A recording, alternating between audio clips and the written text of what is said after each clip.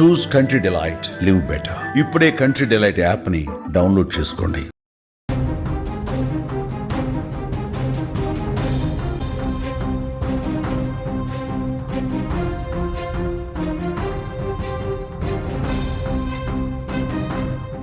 సింపుల్గా సెల్ ఫోన్తో piracy. Cell ఫోన్తో థియేటర్లో తొలి రోజే షూట్ చేసేటువంటి కిరణ్ అనేటువంటి ఒక వ్యక్తి. కిరణ్ని అదుపులోకి తీసుకున్న సైబర్ క్రైమ్ పోలీసులు. విచారణలో సంచలనమైనటువంటి విషయాలు వెలుగులోకి వచ్చాయి.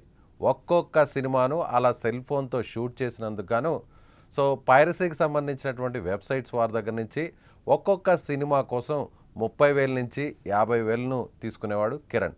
అలా తెలుగు తమిళ సినిమా ఇండస్ట్రీలకు దాదాపు తీవ్రమైనటువంటి నష్టం జరిగింది. ఇప్పటి వరకు అలా 60 నుంచి 65 సినిమాలను షూట్ చేశాడు ఈ కిరణ్ అనేటువంటి వ్యక్తి. అయితే వెంటనే స్పందించినటువంటి సకాలంలో, అంటే ముఖ్యంగా ఇప్పటికే చాలా సినిమాలన్నీ కూడా గత ఏడాదిలో పైరసీకి గురై దాదాపు 3,500 కోట్ల రూపాయల నష్టం వాటిల్లింది అంటూ కూడా ఫిలిం ఛాంబర్కి సంబంధించినటువంటి మెంబర్గా ఉన్న వ్యక్తి ఫణీంద్ర అనేటువంటి వ్యక్తి నేరుగా సైబర్ క్రైమ్ పోలీసులను ఆశ్రయించారు. వెంటనే స్పందించినటువంటి పోలీసులు విచారణ చేపట్టగా షాక్ అయ్యేటువంటి వాస్తవాలు బయటకు వచ్చాయి. ఒక వ్యక్తి తూర్పుగోదావరి జిల్లాకు సంబంధించినటువంటి వ్యక్తి, ప్రస్తుతం మీరు స్క్రీన్ మీద చూస్తున్నారు ఆ వ్యక్తిని. ఇతను ఐటీఐ చదివాడు. అతను రీసెంట్గానే హైదరాబాద్కి వచ్చి సెటిల్ అయ్యాడు. ఇక్కడ ఏసీ టెక్నీషియన్గా పనిచేసేవాడు ఈ వ్యక్తి. ఏసీ టెక్నీషియన్గా పనిచేస్తూ తనకున్నటువంటి సినిమా నాలెడ్జ్ అలాగే టెక్నికల్ నాలెడ్జ్తో ఒక ఏదైతే ట్విట్టర్ని ఓపెన్ చేశారో ఆ ట్విట్టర్లో ఒక వెబ్సైట్లో ఈ విధంగా ఆన్లైన్లో మీరు పైరసీ సినిమాలను చూడాలన్నా లేదంటే ఒక సినిమాను థియేటర్కి వెళ్ళి షూట్ చేసి ఇలా మా వెబ్సైట్కి పంపిస్తే అందుకు తగిన విధంగా మీకు అమౌంట్ ఇస్తామంటూ కూడా ఒక ప్రకటన వచ్చిన విషయాన్ని చూశాడు. ఒక వ్యక్తి ఇలా బయట ఒక థియేటర్కి వెళ్ళి సెల్ ఫోన్తో షూట్ చేసి ఆ సినిమాని వాళ్లకు అమ్మిన దానికి, ఆ వెబ్సైట్కి అమ్మిన దానికి వాళ్ళు అంతే అమౌంట్ తిరిగి తీసినటువంటి షూట్ చేసినటువంటి వ్యక్తికి ఇవ్వడంతో ఇది బాగుంది, ఇలాంటిది నేను కూడా ఎందుకు చేయకూడదు, ఇలా చేస్తూ నేను కూడా నా అవసరాలకు, నా దుబారా ఖర్చులకు నేను ఎందుకు అక్రమ మార్గంలో డబ్బు సంపాదించకూడదు అంటూ కిరణ్ నేరుగా ఒక సెల్ ఫోన్తో ఫస్ట్ ఒక శాంపిల్గా ఒక సినిమాని షూట్ చేశాడు. ఫస్ట్ షో ఆ సినిమాకు వెళ్ళాడు, తెలుగు సినిమాకి. ఆ సినిమాని షూట్ చేసిన తర్వాత ఎక్కడైతే ట్విట్టర్లో మమ్మల్ని సంప్రదించండి అంటూ ఒక మెయిల్ ఐడి ఇచ్చారో ఆ మెయిల్ ఐడికి కాంటాక్ట్ చేశాడు, ఒక మెయిల్ చేశాడు. వెంటనే అక్కడి నుంచి ఆ టీం నుంచి రెస్పాన్స్ అయ్యారు. వెంటనే అక్కడి నుంచి మాట్లాడిన తర్వాత మీరు షూట్ చేసిన ఆ సినిమాను మాకు పంపించండి, అప్పుడు మీకు డబ్బు చెల్లిస్తామంటూ అడిగారు. వెంటనే ఇతను మొబైల్లో షూట్ చేసిన ఆ మూవీని వాళ్ళకి పంపించిన వెంటనే ఆ సినిమాకు సంబంధించి 30 నుంచి 40,000 రూపాయలను చెల్లించారు. ఇది చాలా బాగుంది. ఇదే విధంగా ఎవరికి అనుమానం రాకుండా ఇక మీదట తాను సెల్ ఫోన్లో సినిమాలను షూట్ చేసి ఈ విధంగా తమిళనాడులోని ఒక తమిళ్ వెబ్సైట్కి, నేను ఆ వెబ్సైట్ పేర్లు చెప్పట్లేదు ఎందుకంటే మళ్ళీ ఆ వెబ్సైట్ను పేరు చెప్తే అది కూడా ఒక రకంగా ఆ వెబ్సైట్కి ప్రమోషన్గా మారుతుంది కాబట్టి సినిమా ఇండస్ట్రీకి నష్టం వాటిల్లుతుంది కాబట్టి నేను ఆ వెబ్సైట్ పేరు నేను ఇప్పుడు ప్రస్తుతం చెప్పట్లేదు.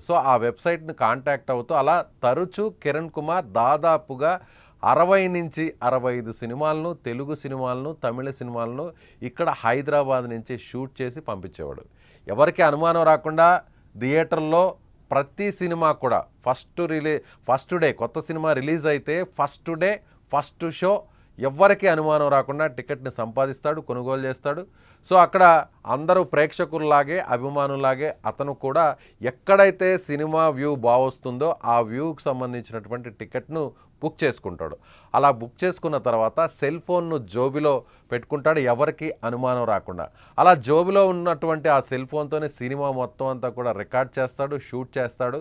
అలా షూట్ చేసిన తర్వాత వచ్చినటువంటి కంటెంట్ని, ఆ వీడియోని వెంటనే టెలిగ్రామ్ ద్వారా ఏదైతే సదరు వెబ్సైట్ ఉందో ఆ వెబ్సైట్ వాళ్ళకి పంపుతారు. అలా ఇప్పటి వరకు కూడా 65 సినిమాలను పైరసీ చేస్తున్నట్లుగా పోలీసులు తెలుసుకున్నారు. గత ఏడాది తెలుగు సినిమా రంగానికి ఇలా పైరసీ ద్వారా దాదాపు 3,500 కోట్ల రూపాయల నష్టం వాటిల్లినట్టుగా సినిమా రంగం అంచనా వేసింది. ఛాంబర్ ఆఫ్ కామర్స్ సంబంధించినటువంటి సభ్యులు నేరుగా సైబర్ క్రైమ్ పోలీసులకే ఈ విషయాన్ని చెప్పారు. సైబర్ క్రైమ్ పోలీసులు విచారణను వేగవంతం చేశారు. కిరణ్ కుమార్ని ఎట్టకేలకు పట్టుకున్నారు. సో సైబర్ క్రైమ్ సంబంధించినటువంటి డీసీపీ కవిత గారు ఏం మాట్లాడారో ఒకసారి ఆ మాటలో విందాం. Anti piracy cell Telangana film chamber of commerce నుంచి మనకు ఒక కంప్లైంట్ వచ్చింది జూన్ 5th రోజు. కొత్తగా రిలీజ్ అయిన మూవీస్ని సినిమాలు థియేటర్స్లోనే ఫస్ట్ షోలోనే రికార్డ్ చేసి వాటిని డిఫరెంట్ ప్లాట్ఫామ్స్లో అప్లోడ్ చేసి పైరసీకి పాల్పడుతున్నారని చెప్పేసి మనకి కంప్లైంట్ ఇచ్చారు. దీని ద్వారా దాదాపు 3,700 crores నష్టం కలిగింది సినీ ఇండస్ట్రీకి అనేసి మనకి ఇచ్చిన కంప్లైంట్. దీన్ని బేస్ చేసుకుని సైబర్ క్రైమ్ పిఎస్ హైదరాబాద్ సిటీలో కేసు బుక్ చేయడం జరిగింది.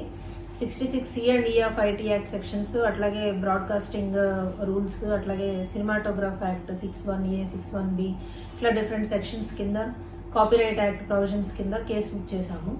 ఇన్వెస్టిగేషన్లో మనకి చాలా షాకింగ్ ఫ్యాక్ట్స్ బయటకు వచ్చినాయి. మనము అక్యూజ్ని ఐడెంటిఫై చేసి అరెస్ట్ చేయడం జరిగింది. ఇతను జానా కిరణ్ కుమార్ అని చెప్పేసి 29 years old, ఏసీ టెక్నీషియన్గా పనిచేస్తున్నాడు. ఐటీఏ చదివి ఏసీ టెక్నీషియన్గా చేస్తూ తనకు వచ్చే జీతం సరిపోవట్లేదు అని చెప్పేసి ఇతను ఇలాంటి యాక్టివిటీస్ చేయడం జరుగుతుంది. సో ఇలా ఒక్కొక్క సినిమాకి 30 నుంచి 40 వేల రూపాయలను ఛార్జ్ చేస్తాడు.